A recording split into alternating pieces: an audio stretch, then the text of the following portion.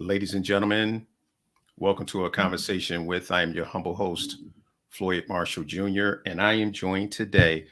I am so excited because I've heard so much about this amazing young lady from her awesome mom on Clubhouse. Clubhouse, this is where you meet everybody. And I'm really excited to talk with Fierce Phoenix. And ladies and gentlemen, she is definitely fierce. And her momager, Marion Robinson. Now, before we get into this, I'm just going to give you guys a little background on who Fierce is. And before I even do that, I need you guys, the people that are watching and the people that are going to be listening to this on all the streaming platforms, to please go and subscribe to her YouTube channel because it is off the chain. I was on there earlier today looking at some clips and listening to you sing, and oh my gosh, your voice is absolutely amazing. And I'm not just saying it because you're on my show. Your voice is so beautiful. But let me tell you guys who this amazing young lady is. Fierce Phoenix is a child actress, singer, voiceover artist, comedian, dancer, model who has a mission to inspire the world to live life to the fullest. And that is an absolutely phenomenal aspiration to have. Now, at the age of six, she started modeling. At 7, she booked her first acting audition without any training, landing the role of Lee Munchkin in The Wiz at the Spotlighters Theater in Maryland and receiving rave reviews for her performance. At age 9, Fierce started acting, training, and committed to her actor's journey. In 2020, she played Taye Diggs' sister in Celebrity Ghost Stories. And in 2021, Fierce was cast in 5 major projects, including making her New York Broadway debut as young. Now, how do I pronounce that? There's so many ways that you could say it. Some people say Aline, some people say Aileen. I normally say Aline. We're going to go with her way, a young Aline, in the 12 Tony Award nominated musical Tina, the Tina Turner musical. Wow, that must have been interesting. Directed by Philida Lloyd, that starred Tony Award winner Adrienne Warren. On October 2nd, 2022, she will be attending the 43rd Young Artist Academy Awards show in Hollywood related to her 2 nominations for her recurring role in ABC Mouse and guest role in Paw Patrol. Now, Fierce is also a series regular as the Mole on Scully and the Mole Cracked the Case by Peacock Kids. I just love these titles. In 2022 alone, she has had 8 bookings that include 3 recurring roles. In April 2022, she performed on stage in Miscast 2022 for a live audience as lead finale performer that aired worldwide. This event included stars such as Uzo Aduba, I hope I didn't butcher that name, Audria McDonald, Kelly O'Hara, Aaron Veit, I guess, because I guess the T is silent, Andrea Martin, Leah Michelle, and Miles Frost. Her agency is represented by, she is represented by DDO Kids in Los Angeles, New York, and Chicago, and management represented by creative artists. And she is also a Young Artist Academy member, an all-star soccer player, and a straight A student who enjoys quality time with families, friends, cooking, and humanitarian work. Wow. You are busier than a lot of adult actors. Yep. Wow. So again, welcome to the show. I'm so glad you're here. Thank you so much. And the thing that I like to ask all of my guests is, how did all of this start? Yeah, so it's actually a pretty long but short story at the That's same okay. time. We have time. Yeah, I've been acting seriously for about 3.5 years. As you said, I started modeling first, and that's when I realized that I love to entertain people and perform. So I started doing theater work in the DMV, and then I started doing TV work because that's what I realized that I also really love to do is do TV work and do more than just being on stage. So I got signed by a manager, I got signed by DDO Kids, and now I'm represented by DDO Kids LA, Chicago, and New York, Creative Artist Management, and I have an amazing team. I've been working very hard. I actually just booked another job yesterday, which is super exciting. So yeah, I've just been having an amazing time, and my mom has been helping me a lot too. Wow, that is absolutely amazing. So you didn't start off wanting you what did you really start off wanting to do first before you decided that acting was that thing for you? Yeah, so it started off with modeling at Okay. a recreational center in the DMV, and I did really well at it. It was a lot of fun. It was something that I really enjoyed doing. And as I said, that's what caused me to realize that I really love to entertain and I Mhm. really love to be in front of a crowd. So that's what helped me to realize that acting is what I really want to do. But it started with modeling. Okay, so how did you make that transition? So you're modeling, and it's interesting, but we'll talk about that later, because I kind of had a similar path when I started out, but I didn't start out at, Cool. at age 6. I started out at age 35. But how did you make the transition from being a model to being an actress? I mean, Yeah. so you initially didn't getting any training initially? Initially, no. So when I was modeling, my mom actually got a like ad on her phone about like casting for Disney. So I went to the audition. I got a call back, and turns out it was a scam. But Hmm. everything happens for a reason. So that's when I realized that acting is something that I really do want to do. So I did my first audition at the Spotlighters Theater for the lead Munchkin in the Wiz, and I landed that job. I booked it with no training. So, yeah, I started getting training from there after I booked that job. And yeah, I've just been going ever since. Okay, so Marion, I'm going to ask you a question regarding the ad. Mhm. So you get the ad and you say to yourself, "Well, this looks interesting." So then you decided to pursue that. So then, how did you find out that they weren't legitimate? Now, this is what really happened. She really wanted to be a supermodel, and it was like 10:30 at night, and I was reading, she was asleep supposedly. Hmm. And I was reading this ad, oh, if you want to be a Disney star, we have auditions this weekend. And she jumped out of her sleep, like, I want to be a Disney star. I said, Phyllis, go back to bed. And she's like, no. I said, you only have until like tomorrow to prepare. They said you have to have something prepared. And she actually got out her bed because I was telling her daddy she was getting on my nerves because it was late at night and I wasn't even talking to her. And so she convinced us that she would figure something out. And that was what, at 6? I think, yeah, she was 6. And she actually cried I and was said, 7 actually. okay, 7, she yeah. said she'll figure it out. And so she did on her own. She prepared something she did. I don't know what she did there. I actually don't remember. But I took her to downtown Baltimore to some hotel so she could be a Disney star because she said she could do it. And so they said she was phenomenal. But the thing they said was you would have to pay the $2,000. parent she would have to pay a $2,000 fee. I would have to fly to LA and we had to make a decision on the spot. And I'm like, look, I got a full-time job. I got kids, stuff like that.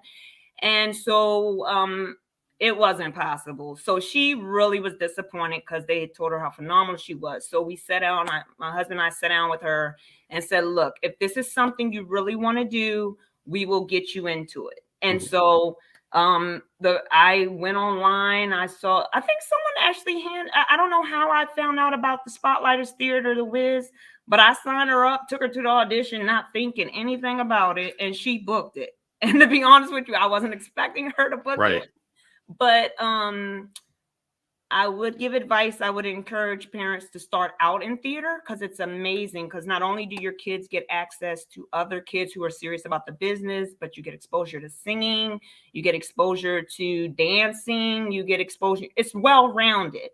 And so she did book it, and it was a big experience too because I didn't realize theater is a huge commitment. Yes. So this was Thursday, like 5 shows between Thursday and Sunday. And so she was the only kid at the time because she was the main one. They did bring some other munchkins in towards the end when they were about to start the show. But she was the only kid here and with a lot of adults. And I didn't realize that they changed in the same dressing room with no closures. So it was a big enlightening for me and a big exposure for her. But she made the newspapers and she got a lot of praise for her performance. And so we realized she sat down with us. She at 7 years old, sat down and said, look, Wow. Mom and Dad, this is what I want to do. Please support me. And so we realized she was serious about it. So that's how that started. Wow, that is absolutely amazing. Yeah, theater is such a commitment because It you have is. so many rehearsals. Unlike film, where you only come on set when it's your part that you're basically going to play. But with theater, uh, especially if you're a main character, you have to be there because you not only have to learn your lines, you have to learn everyone else's lines. You have to know where your marks are. That's why I decided that after I did theater for a little bit, I never did theater, but I produced stage plays. And after doing that a couple of times, I said I never want to do it again because it's just ridiculous.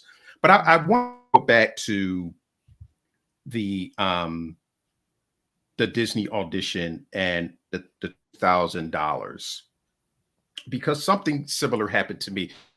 There's things happen for reasons. Like my mentor at my lit says, things don't happen to you; they happen for you. Something similar happened to me when I first started in this business. I ended up going somewhere and getting comp cards. I'm going to make this really fast because this is about you. I ended up getting comp cards. And when I got those comp cards, I started going to different agencies and passing them around. And I ended up at John Robert Powers. And the director of John Robert Powers called me later that day and said, "Hey, we want to take you to New York." And that phone call changed my life. That is exactly why I'm sitting here right now. So now, although the initial people that I dealt with took me for about $900, I look back on that as a blessing because if I hadn't gotten those comp cards for $900, I wouldn't be sitting here talking to someone as phenomenal as you. And you probably have that same mindset because although the Disney thing didn't work out, it kind of opened the door for Spotlight Theater. So let's talk about that audition. You never had any training, and now you have to audition.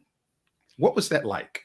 I was excited, but at the same time, I was super nervous at the Mhm. same time because I was concerned because not only did I not have any acting training, but I also didn't have any singing training. And I Mm. actually didn't start getting singing training until like last year, I believe. January of last Yeah. year. So for a long time, I was going without singing training, but at that time, I had no training at all. I had to prepare the audition by myself, and I didn't really know how auditioning worked. So my mom got our cousin. We asked her if she could help me. So she helped me a lot. She helped me prepare a song, and then I went into the audition. I was super nervous, but yeah, I got on stage, sang the song. I did the script that they told us to prepare.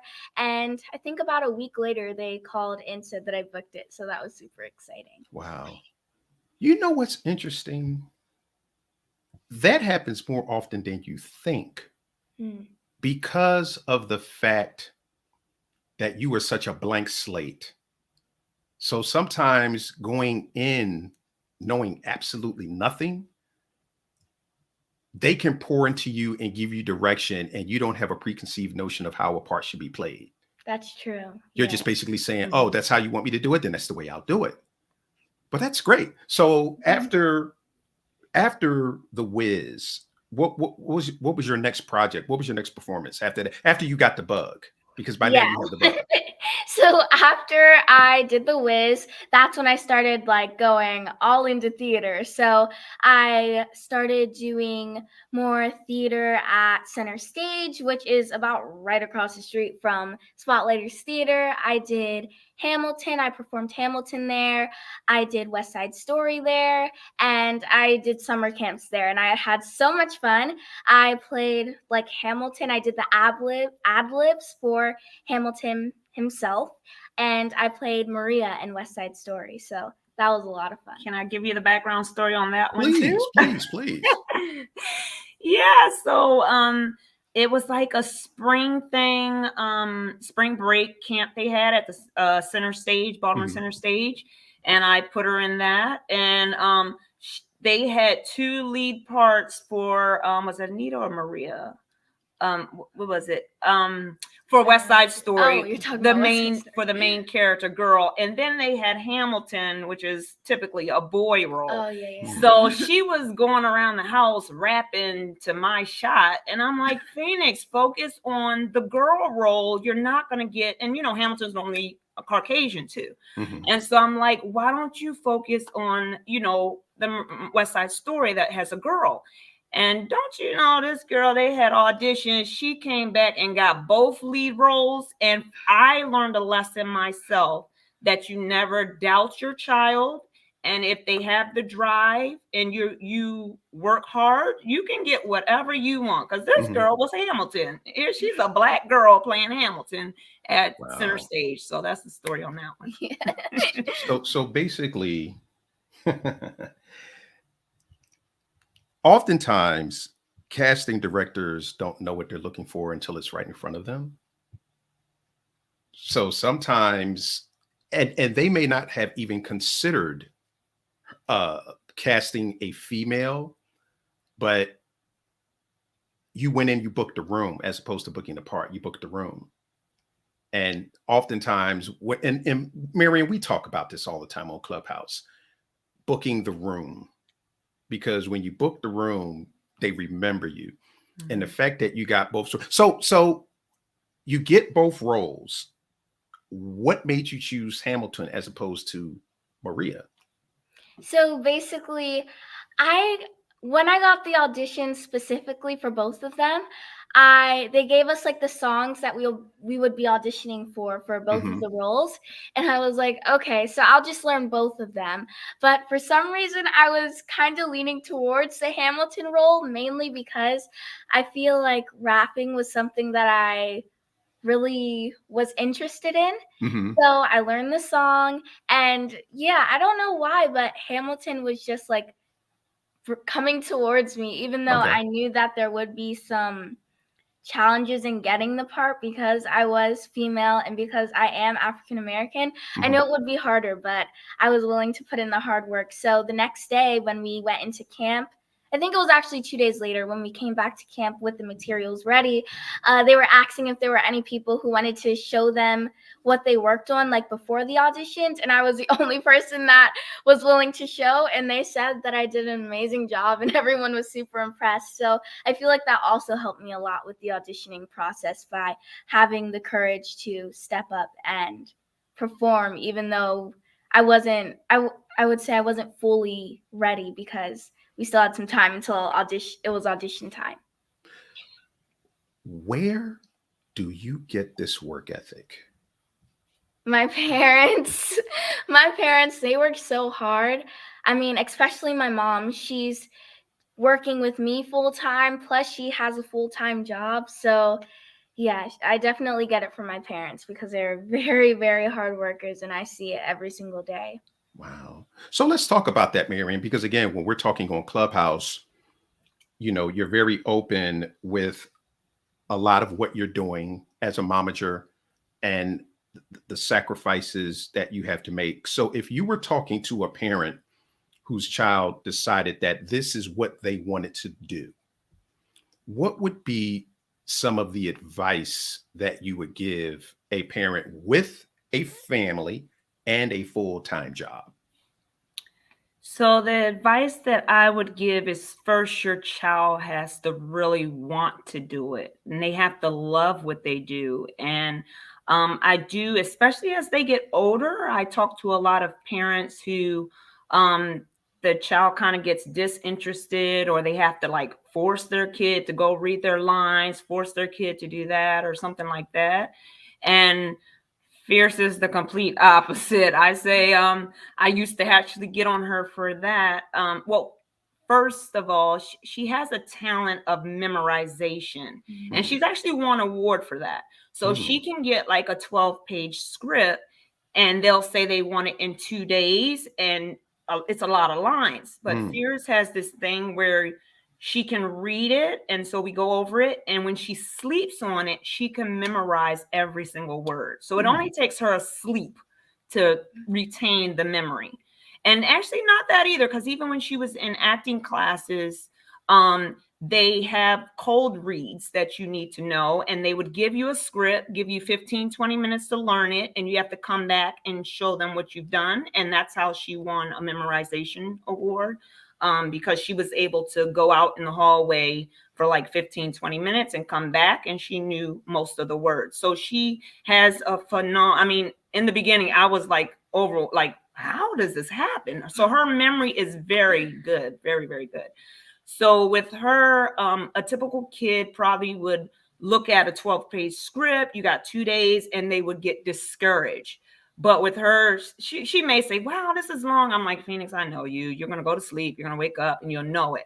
But other kids may actually find it more challenging to do that. So in that case, when you're talking about being a lead on a show, that's a very good quality to have, that you can have a lot of lines that you can memorize in a short period of time, that would help you be able to be known to be able to lead a show. Mm-hmm. So that was one of the biggest qualities. I realized she really loved it, and she was always ahead of the game. And so I'll say, Phoenix, did you read your script? Yes, I read it. And I mean, she would just, to me, glance at it. And I'm like, look, it's a long script. You really should. And then, so I'll go over it with her. And this girl knew all her words. And so I really don't stand over top of her a lot on what she does, because she's self-determined, self-disciplined. And so that's what I kind of describe her as a different kind of kid than majority of kids, because she is so self-determined and self-disciplined. So Thank you. the auditioning process, what's that like for you? How do you prepare for that? Me? Yes, you. Okay. You're the actress. Auditioning can be very difficult at times, especially when you're getting several auditions a week. I mean, I just got home from vacation on Monday morning, and 2 hours later, I got an audition. I've gotten 4 auditions this week already. In like 3 days. Yeah. So auditioning can be super hard, especially when you're getting very long scripts, because sometimes you can get 2-page scripts to, as you said, like 12-page scripts, and you don't have a lot of time to memorize them. And even with voiceovers, you have to, most of the time, majority of the time, they're due the next morning. So you have to do it the night that you get them. So yeah, auditioning can be super hard at times, basically all the time, but you just have to have the determination and know that you can do it, and lift yourself up and tell yourself that you can do it instead of doubting yourself. So yeah, auditioning can be pretty difficult, but basically every time I get an audition, if it's a long script, as my mom said, I go over the script on my own. And then when I'm about to go to bed, my mom and I, we meet up and go over the script. She's my reader, so we go over it together. I go to sleep. I wake up. Most of the time, I have all of the lines memorized. And I always like to get my auditions in at least like 1 to 2 days ahead. So even if it's like a 12-page script and it's due like 3 days later, I'll get it done like 1.5 days later or something like that, because I'm pretty good at memorizing. And if I can get it in earlier, I will. So that can also be pretty challenging, getting your audition in ahead of time and maintaining all of the other things that I have to do besides acting. Oh, okay. So let's talk about training, because that is an extremely important part of the craft. So how often do you train? Basically, on every audition, most of my auditions, I get training by Sharade, who is from I Coach Star. She is amazing.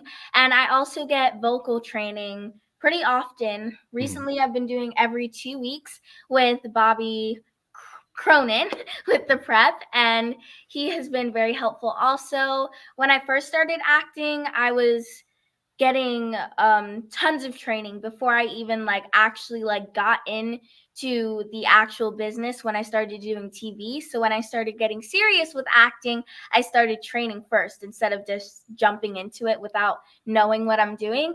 So I started off getting tons of training, like every week, every weekend getting training. Now I don't get as much training like group classes, but I do get personal classes at Okay. least twice a week with Miss Sharadade. Okay. So do you guys, well, I'm scene study, you got, I guess you guys go through all of that. Yeah, so to talk on the training, that's very key for those that are looking into getting into the business.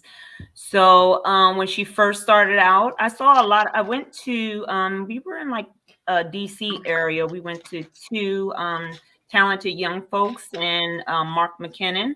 We went to those training coaches in the classes. So she did group classes most of the time. And what I found was a lot of parents get into this business and they jump into wanting representation and they don't know really what they're getting into. So I sat back and I said, hey, let's do 1 year of nothing but training just to learn. And so I structure her training every time she comes to me on her vision on what she wants to do. She started out, she wanted to be a Disney star on her own show. Mm-hmm. So in that you want to do, she started out with like script analysis. She started with improvisation. She's done some Disney and Nickelodeon training in New York with the NTNY. Oh, yeah. I was like, yeah, so she did some training with that. You know, you want to do stuff geared towards where you want to go. Mm-hmm. So I had her in training at least once a week. So she normally did group classes that met once a week. That's how it started. So for the first year, that's everything she did. And then I started going on casting sites and submitting her on my own, Mm-hmm. with the intent that she would get signed. And so let me say, I had a 5-year plan. We had a 5-year plan. It's always revolved around her vision, what she wants to do. So the first year was going to be training. The second and third year, the second year I was like going to submit her on my own, get a feel for the industry. She did a lot of background work that for that second year. So she was on the background of Harriet. She did some background of Will Smith had a movie she did background. So she did quite a bit of background work. And then we said, we'll get her into New York. We'll shift from the DMV, which is the Maryland, DC, Virginia area, to New York. And then from there, she would be in LA by her 4th or 5th year. So the way it works, she was the praise and worship leader at the church. And it happened to be, there was a new pastor that came in to go over the youth ministry. She loved Phoenix. She happened to be on Valentine's Day. She was doing a Valentine's Day monologue that she had created herself and performed for the children's church ministry, talking about how God is love, everlasting love and stuff like that. This lady came to me her first day in church and was like, this girl has to get in acting. And we're like, she is. That's what she's pursuing. Mm-hmm. And so later on, not too long after that, she was telling me about a friend she knew that had an agency in LA. And I said, oh, that's so cool. Phoenix got a plan. She wants to go to LA. Could you give her? So she didn't have, we did have a made for you reel at that time that we did create. And she, what else did you, she didn't have headshots. Did you? Oh no, you did. She did have some headshots. And so we sent that over, and on the spot, she got signed by creative artists based on those materials. Wow. So that's who she's with in LA. So instead of going to New York first and then LA, she was representing in LA. Wow. And then her acting coach saw the potential in her, and she got a referral for voiceover with DDO, and it was only supposed to be voiceover, but the theoretical and print and commercial agent was in that meeting, and by the end of the meeting, they had signed her across the board. They loved her so much. Wow. And so the same year she had a year and a half, I think it was. Yeah, so. She had representation in LA and New York with a manager and an agent. And so we were talking on training, to put it in perspective. That first year of training, we paid $10,000 for training. And that's how important we felt. And someone might say that's a lot, but she's now been on Broadway. So our return has really paid off in training. I find that it really does. Even with in the beginning with training, we were just I found that we started becoming advanced than the kids. So you want your child to love and be interested in what they're doing. And she was so self-determined and stuff that a lot of times she was so advanced than the other kids that I found that she wasn't liking it. Right. Or it was not challenging. That's what she would use. Okay. Mom, the class is not challenging for me. So I switched her to one-on-ones. And so she really liked it. So we would get scripts, old scripts from coaches, and she would do one-on-ones. And so, and now, in the beginning, I was coaching on her on like non-major type network stuff. But now that she's signed with an agent and manager, everything she does is like a major type network or something. So she is like 97% of the time, she does get coaching on all of her auditions. Yeah. So now that's pretty much the training she does. She has done a few group classes just to get back into interacting with other kids. But because she auditions about 2 to 7 times a week, and then she plays soccer, and then she has school, and then she's in a lot of other activities, there's not really much time now for, training outside of the auditions. But if there's ever a standstill, so the rules, not the rules, but the practice, the work ethics that we have is that she does at least 15 to 30 minutes a day of something related to acting every day. Now, you may say, oh, every day, but that could be something for her that's fun. So right. She loves singing in the shower, and I'm not saying her siblings love it, but she sings a lot in the shower, which is training. You're helping yourself, your vocals get better.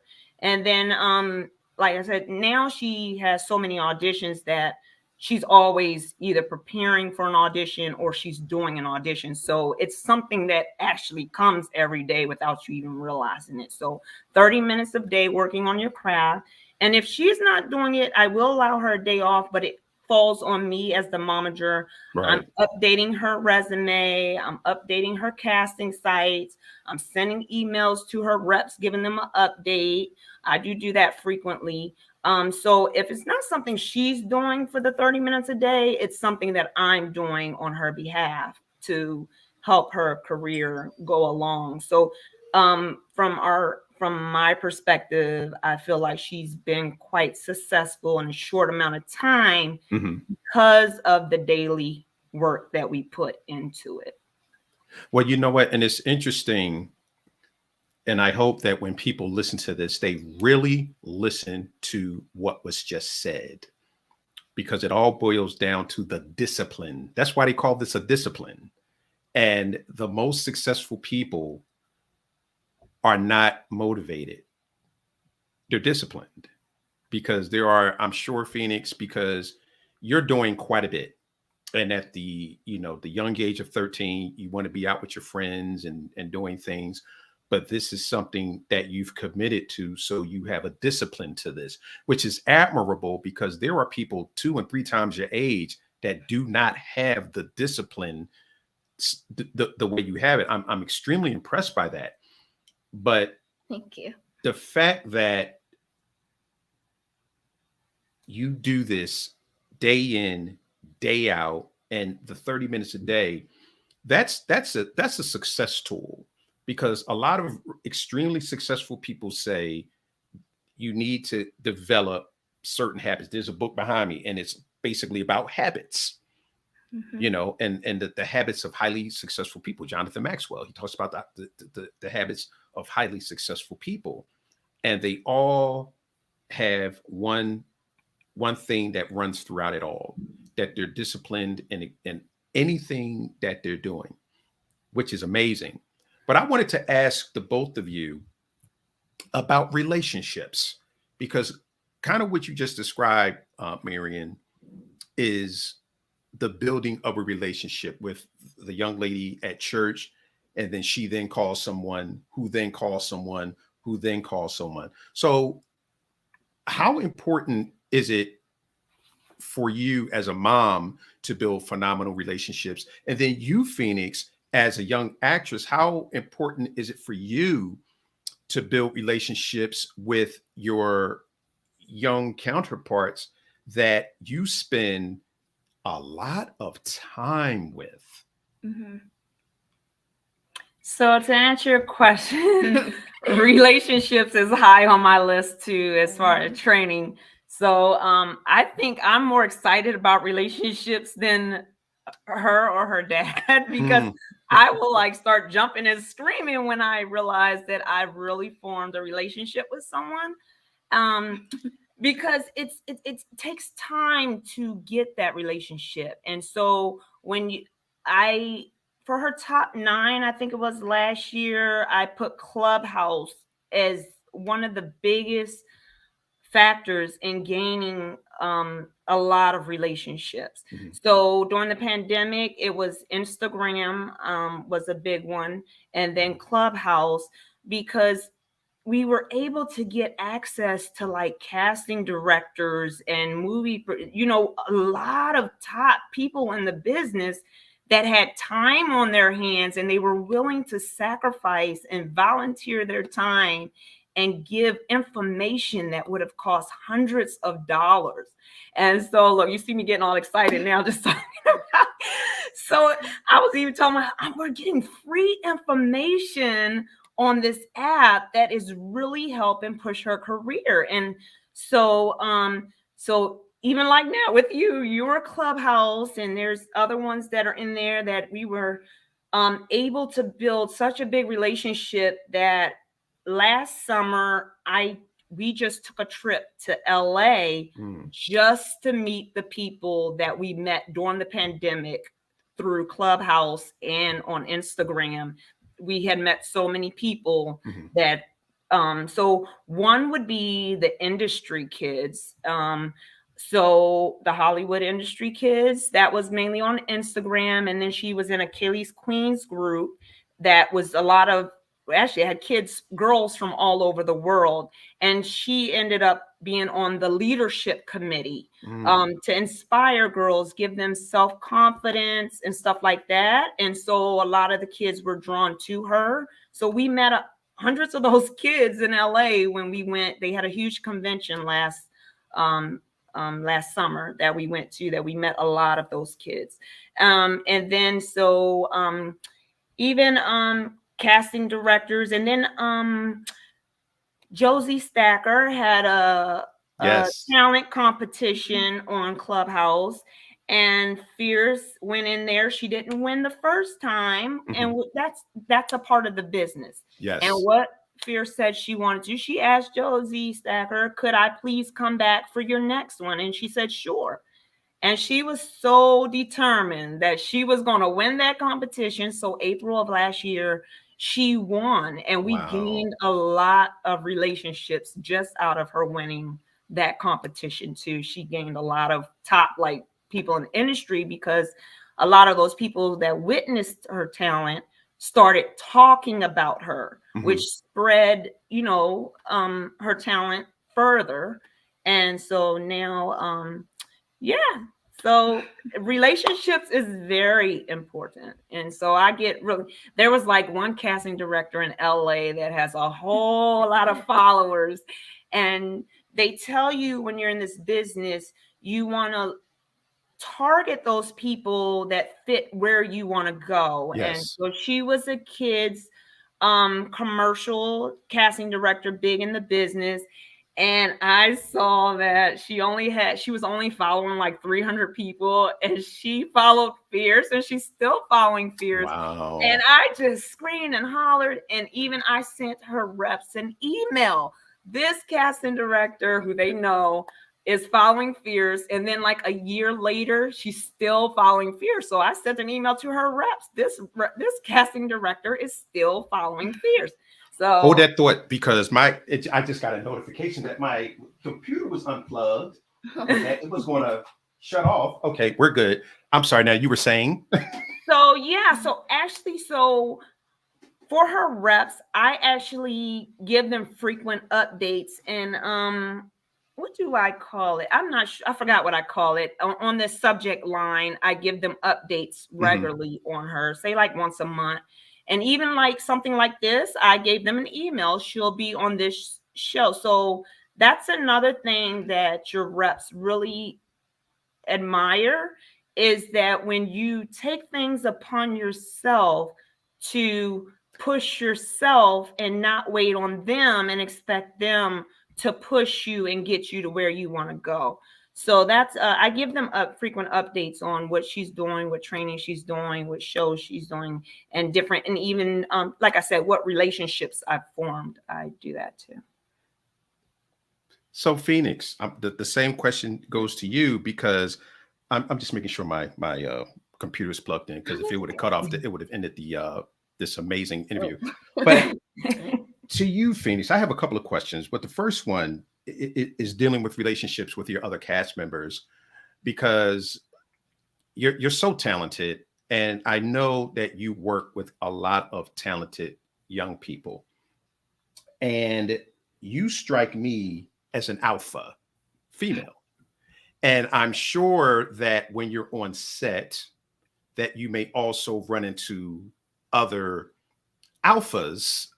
So how do you navigate that? How do you guys do that to where everyone is, working together and everything is flowing smoothly? Yeah, so throughout the projects that I've worked on, I've made so many connections, but the ones that stick out to me the most is while I was on Tina, the Tina Turner musical on Broadway. And I made so many friends, so many family members. I call them my family. And it was just so much fun. There are so many talented, amazing performers that are and were in the show. And it was just such an amazing experience. The kids that were in Tina, they're literally my best friends. I still talk to them basically every day. I FaceTime them, and we have an amazing relationship with each other. Even my mom, she had a great relationship with the parents. So just building connections and being able to work with and have a relationship with all of the cast members on a personal level, that helps a lot with the performance, because Sky, Dakota Turner, we played sisters in the show, and because we were best friends and are best friends in real life, it just made being on stage so much fun, and we had so much fun together. The rest of the cast, we also talk all the time. We communicate on Instagram. I just saw them like 2-3 weeks ago in New York, and yeah, we built a lot of connections in Tina specifically, and we still talk to this day. Okay. So one thing that's been running through my mind, because as I said, I've produced stage plays, and sometimes you can study your lines until you know them backwards. You can recite them in your sleep. But sometimes when you get on stage, you may forget your lines. So with you being on Broadway or in any theater setting that you've been in, have you ever run into a situation where you actually forgot a line, or the person that you were playing across from lost the line? And if so, how did you handle that? To be honest, that has never happened to me, and That's awesome. I've never like witnessed it firsthand on stage, but I have witnessed it, I guess, just like not right in front of me. So I know while I was on Tina specifically, again, that has happened a few times, and I've realized and noticed that all of the performers in Tina, they know how to handle themselves so well. If they drop a line, they know how to improv. If they mess up a song, if they might crack a little bit, they know how to keep going to recover from it and to make the audience remember the good parts of their performance and not their little mess ups, because not every performance is going to be your best. So that's something that I really admire from the Tina cast, and something that I've taken away from them is to keep going even when you might mess up. And that has also helped me to learn how to improv better and to make up from different situations. And you know what? That's phenomenal, because here's the thing that I would tell my actors: they don't know the script, but you do. Yeah. So if you stop, that's the problem. But if you keep going, because there may have been a line change. So someone may have seen the play, they may have seen Phoenix and Hamilton Thursday, and they liked it so much. They said, well, you know what? We're going to go see Phoenix and Hamilton on Friday. And the line may have changed, because that's what producers do. Hey, you know what? I'm going to change the line. But that's awesome. So let's talk about Broadway. How? This is only supposed to be an hour, ladies and gentlemen, but this might go a little bit over because I have so many questions. So just hang out. And for everyone that's here, if you have a question, please put it in the comments, and I will make sure to ask Marion or Phoenix, the stars of the hour. But let's talk about Broadway. So how did you end up on Broadway? Okay, so Broadway was such an amazing experience, as I said. So basically, that was when I first started getting singing lessons with the prep.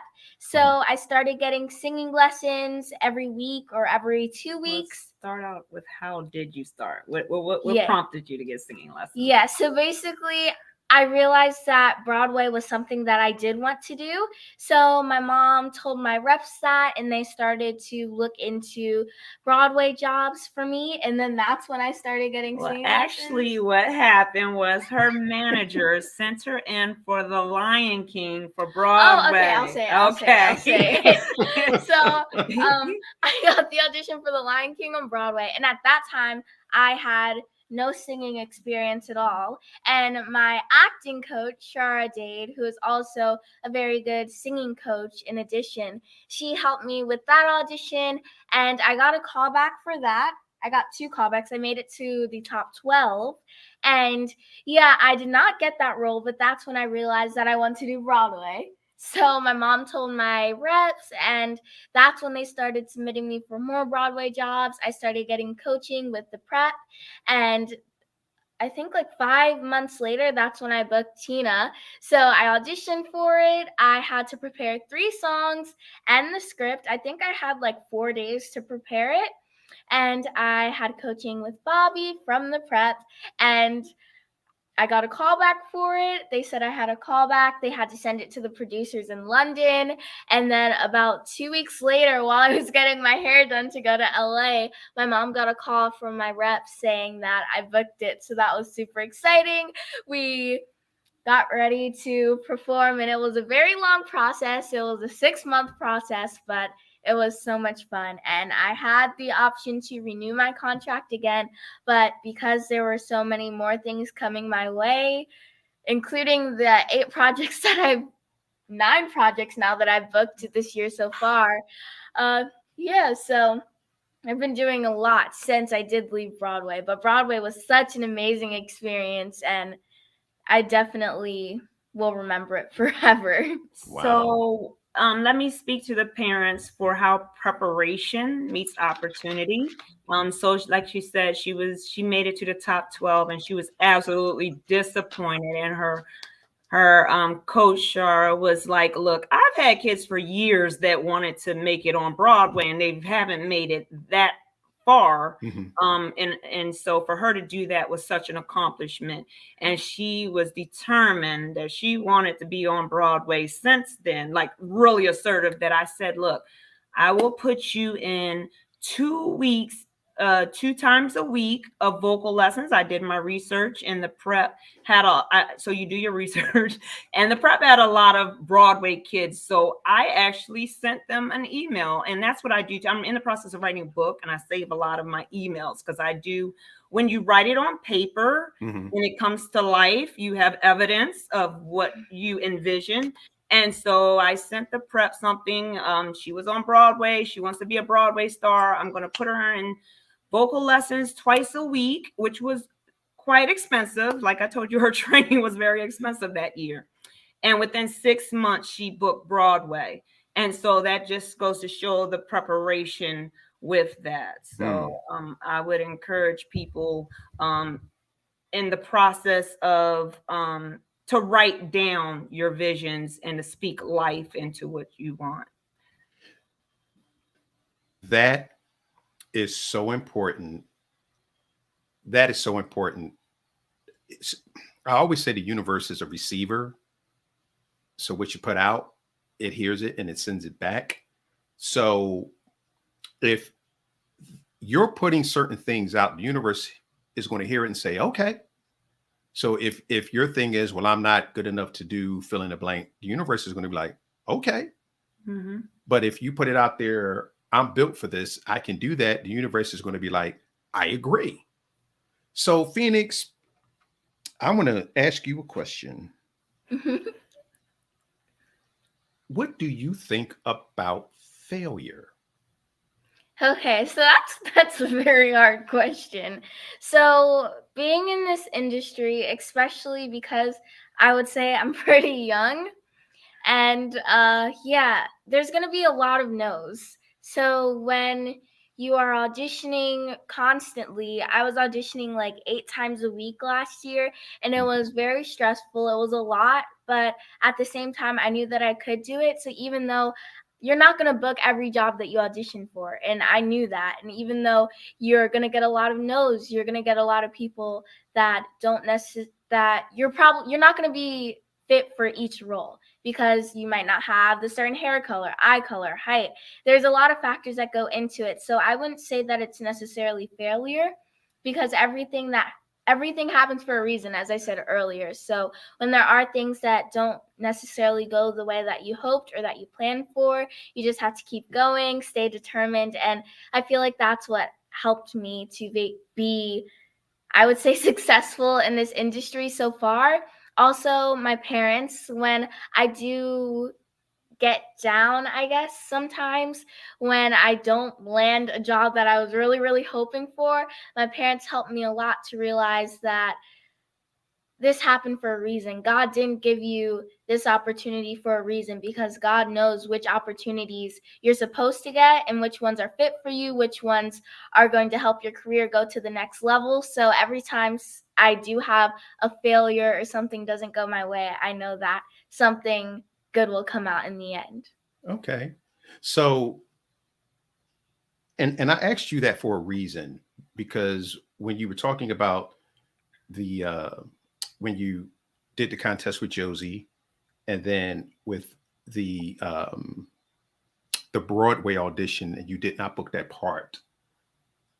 Sometimes people will say, "Well, I'm done. That's it."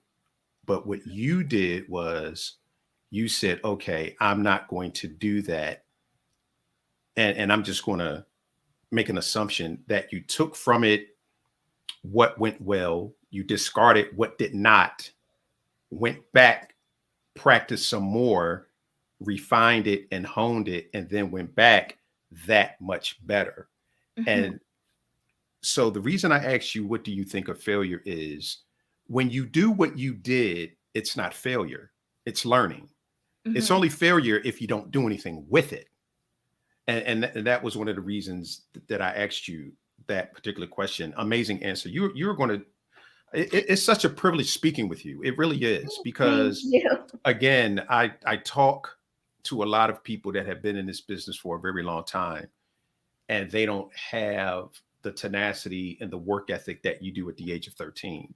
So you should be really applauded for that. And Marion, the fact that, you know, again, we talk a lot on Clubhouse and you're in the trenches. So the fact that, you and your husband, the entire family are doing so many things to make sure that her star just shines as brightly as possible is just amazing. But someone asked a question. Andy Dabo is from Ghana. And he said, I want to ask Phoenix, how does she combine this in her academics? Good question, because I was going to get to that. And two, where do you see yourself in 10 years? Oh, those are both good questions. So which one should I start with? Academics, because I Okay. understand you're homeschooled.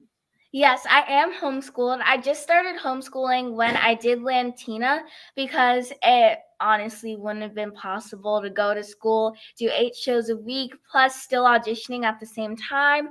So even now that I'm off of Broadway, and it's summertime now, but school starts in a week, and I have 2 jobs that I have to work on next week, on the first week of school. So yeah, it can be very challenging to have to balance school plus auditioning plus jobs that you're working on. So you just have to learn how to balance it and know that you can't give up.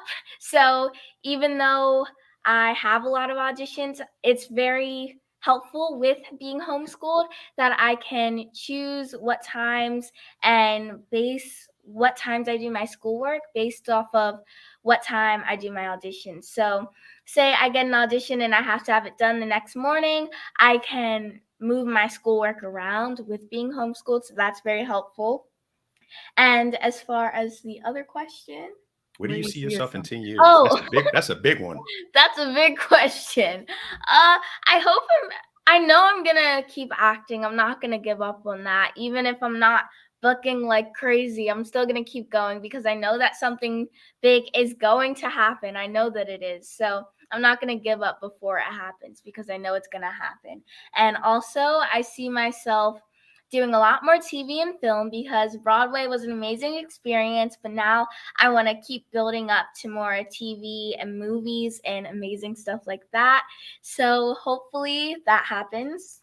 So Yeah. So, like I said, I'm a big advocate on writing down your plan. And so with that 5-year plan, we almost achieved everything except, oh, you know what?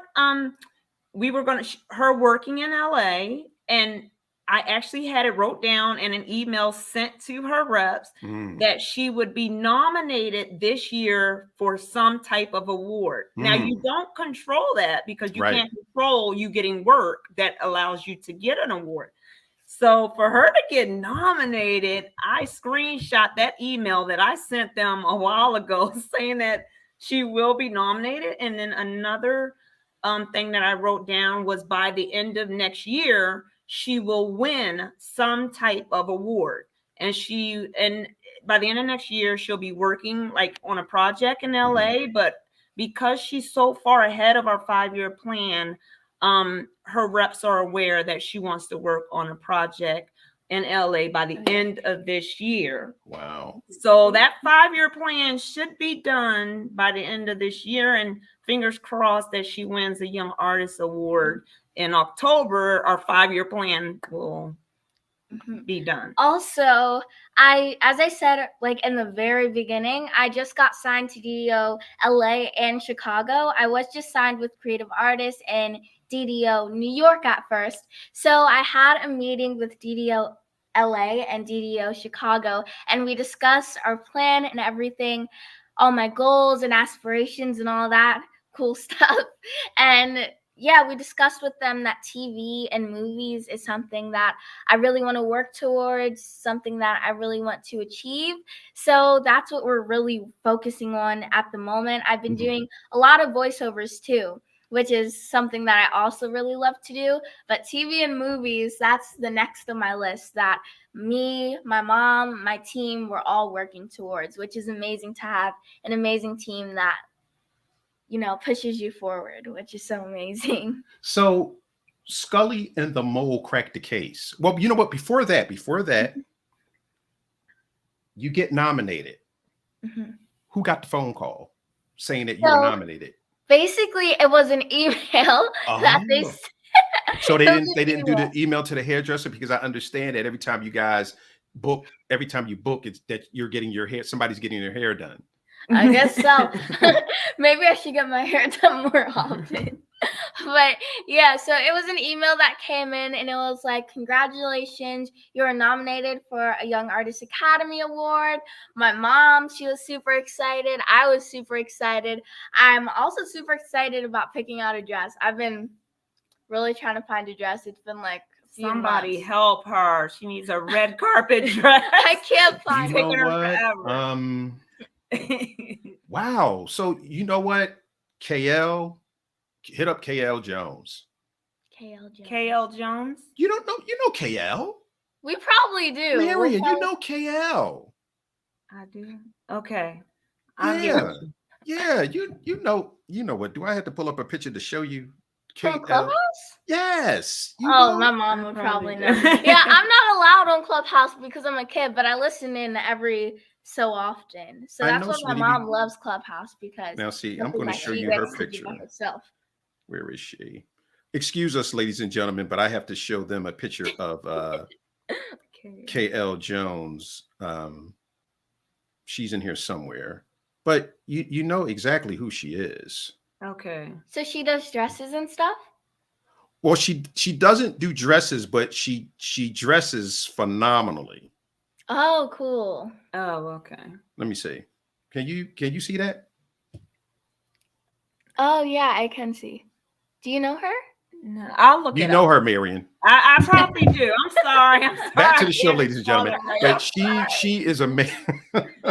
She is absolutely amazing, and I'm sure that she could actually put you in touch with someone um, that will have you looking absolutely amazing. Because, and I'm going to tie this all in together. You said you flew out to LA to meet your Clubhouse friends that you had never met. I just came back from Los Angeles a couple of weeks ago for the Michaud Film Festival. And I flew out there for that very reason, to meet all of the people that I had met on Clubhouse. So, ladies and gentlemen, I cannot stress enough the power of relationships. They will take you so many places. But here's the thing. When you do the relationship thing, it shouldn't be transactional. Because when it's transactional, people can sniff that out, and they know that you're only, looking to, cultivate a friendship because there's something that you want from them. But when you go into it as someone of service, it just works out so much better.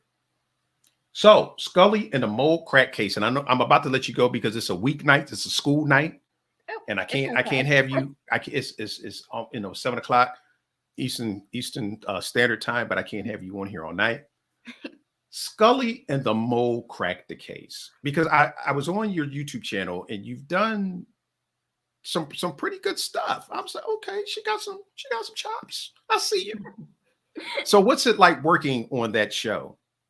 Okay, so Scully and the Mole Cracked the Case was such an amazing experience, just like every experience that I've experienced. They're all amazing. Being on Scully and the Mole Cracked the Case was really like my first time, like actually being in front of a camera. And to be the mole and to be a lead was so amazing. It was so much fun being able to work with Matt, being able to work with all of the directors, producers. It was just so amazing. The thing about TV and all that jazz is that there are lines that you have to memorize, but you get to have so many different takes, and they do like 2 lines at a time. So that's something that's so amazing about TV rather than being on Broadway. Is on Broadway you get one shot. TV, you get to do it over and over again, which was also super amazing. And there were so many things that I realized while being able to do Scully and the Mole Crack the Case that I didn't know before. So yeah, I got to learn a lot about the business, a lot about how recording works and filming works. And yeah, it was an amazing experience and I had so much fun. I love the outcome. Like when we watched the finished product, we were like, oh my gosh, how did the takes that we recorded turn into that? So Editing. yeah, it's just so amazing to see how editing works and all that cool stuff. Yeah. So next to last question. Television and theater. Did you're very talented, but did you find yourself having to kind of bring it down? Because with theater, you have to talk to the back of the theater. You have to talk to the people up in the stands. Whereas with television, the camera's right here. So the movement is different, because if you're moving around in front of a television camera, like you do on stage, it kind of looks like something's wrong. So did you have to, well, let me put it this way. Did someone different train you for television as opposed to theater? Did you have a different coach? Yeah, so For theater, my main coach was Bobby Cronin from the prep because he coached me on singing. Mhm. But Miss Sharday, she helped me with the acting part of Okay. it. So they kind of both helped me with theater, but Sharday was the main person who helped me with Scully and the Mole Crack the Case. And as you said, yeah, it's totally different. And I was working on both of them at the same time, actually. So it was kind of hard to be able to get right out of the show, get to the train, and get to the spot, and then just have to switch into TV mode. So yeah, it's definitely way different because when you're on stage, you have to perform very big. As you said, on TV, you have to be a little bit more muted. But TV was actually what I started training on first before I started training on like Broadway, because I did more theater projects before I started TV, but I never got training on it. So with training, I was mainly like focused on TV before I booked Broadway. So yeah, basically I was like, it wasn't that hard for me to switch from both of them because I had training on both of them. So yeah. Well, this has been absolutely amazing. So what's next? What's next? I don't know, which is also very cool about acting is because it's so unpredictable and you don't know what's coming next. Mhm. So even yesterday when I found out the news that I booked another job, I was like, oh my gosh, I'm going to be working 2 jobs on my first week of school, which is so amazing. But as I said, yeah, you never know what's coming next, and that's what's so exciting about being an actress. So I love what I do, and I'm so excited for what's to come next because I know that God has some amazing things in store for me, and I just have to wait because God knows what time, what, and everything that's planned for me, and I'm excited for it. Wow. So what would you tell someone that's young and they want to get into this business? What advice would you give them? I would tell them that make sure, as my mom said, make sure that you really love what you do. Make sure that you have the determination and the drive, because if it's not something that you want to do and you don't have the determination and drive for it, then it's not going to happen.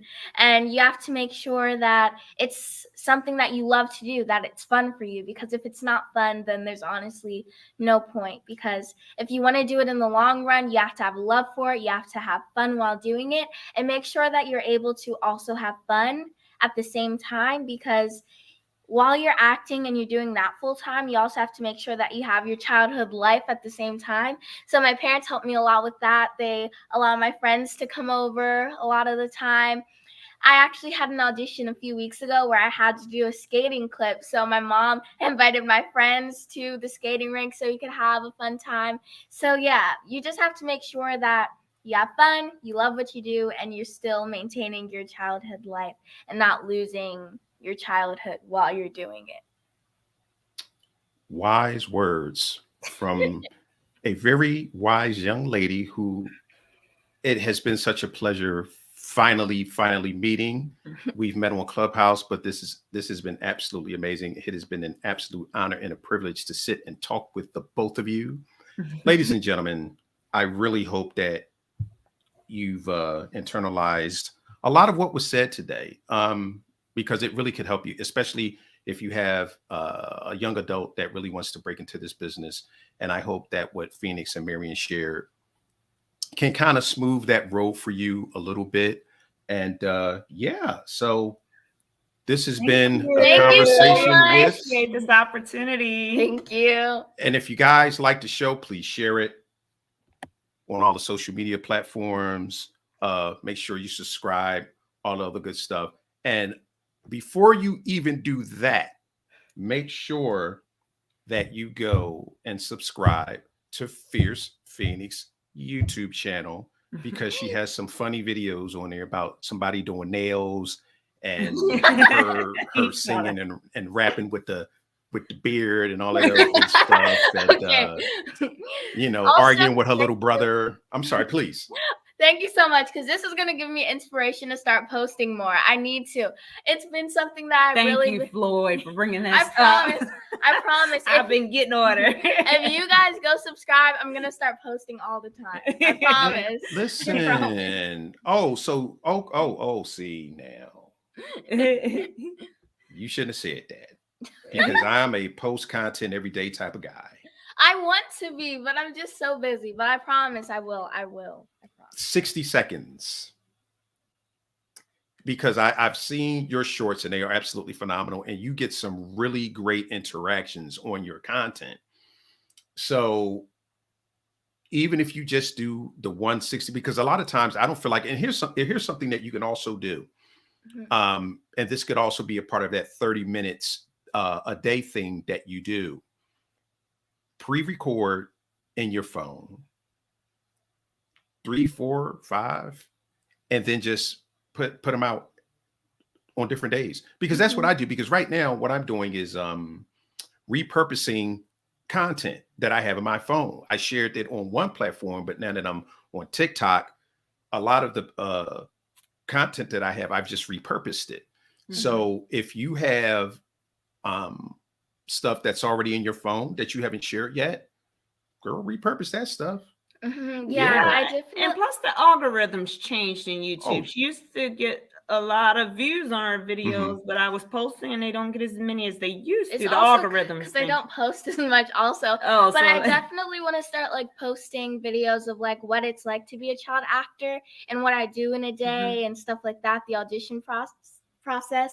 So I definitely want to help young actors. So that's something that that's really something we talked doing. about, was her doing lives like once a week or something to help inspire other people in the business. So we have put that on our list of stuff we want that she wants to do. Thank you for the reminder. I'm definitely going to start. And you know what? That will also see. Here's the thing: when you have a gift, you share it, and you're not only helping young actors, you're helping actors, because this life is brutal. You know, it's beautiful that you have such an amazing family that is really in your corner, but a lot of times people don't have that. So if they see you saying, hey, you know what, I know what you're going through, I'm there, but just keep moving, it'll be okay. Anyone can look at that and be inspired, because I was watching your singing. I'm a crier. I was watching your singing reel and I'm like, oh my gosh, she is so good. So yeah, so you know, put that thing out there, girl. Put that thing out there. Yeah, and I definitely need to start posting updated stuff because I've gotten way better at singing, I will say. So I need to start posting more singing stuff because my mom keeps telling me, but I definitely need to start. Oops, sorry. You're fine. Now, see, now if we were in an audition, I would be like, see, now that's, you're supposed to turn the phone off. There's a gentleman by the name of Nehemiah Davis, and he said something, and I live by it. He said, post so much that they become sick of you. Straight up.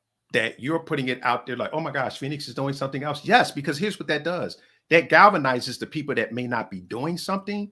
Wow, she's on television. She's winning awards. She's on Broadway. She's doing voiceovers. Now, why is that? Because she's putting herself out there. It's just like you said earlier, Marion. If you're sitting there waiting for it, you'll be waiting forever. And that's why you have to really go out there. I'm not going to preach, but you really have to go out there and do it for yourself. So I look forward to seeing everything that you have going on in the future. I look forward to saying hi to you on Clubhouse. Marion, I look forward to talking to you on Clubhouse. This was amazing. You're an inspiration too. Thank you so much. You guys are definitely going to have to come back after you do your other roles. I know, you know, the way it works, you can't really talk about it right now until things are in a can. So when everything is settled and you've won your award, because you're going to win. That's what I tell her. That's exactly what I tell her. No. There's no, you're going to win. Say that. Say it, please, before we leave. I'm going to win. There you go. So, ladies and gentlemen, we've taken enough of your time. Thank you so much for spending the last hour and 15 minutes with myself, Marion, and Phoenix. This was awesome. And as I say all the time, love this like a hobby, but please treat it like a business. Everyone have an absolutely amazing and phenomenal night. Bye. Bye. All right.